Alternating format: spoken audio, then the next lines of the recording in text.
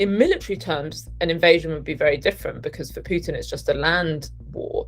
In terms of the ideological and political basis for an invasion, there are incredible similarities. I do think that Beijing will be studying what's going on in Ukraine extremely closely.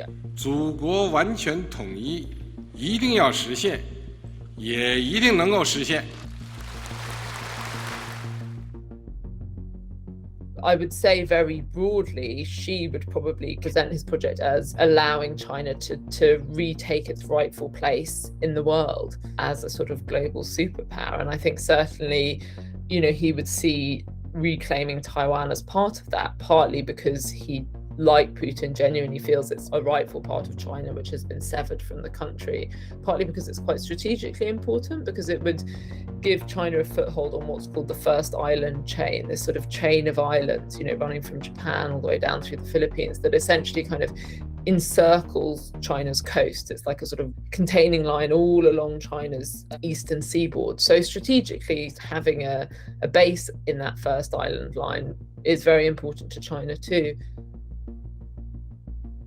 I don't think any decision to go ahead with an invasion of Taiwan would be emboldened by what's happened to Putin, because Putin's just walked into a massive military quagmire.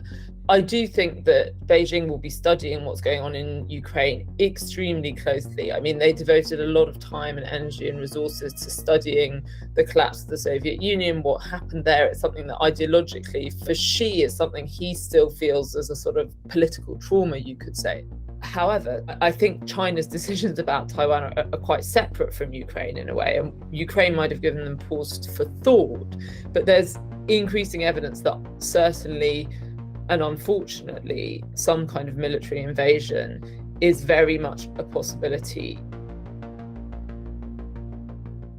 At the opening of the 20th Communist Party Congress, I would say his tone was quite aggressive. He was very triumphalist about the effective takeover of Hong Kong, which he's overseen.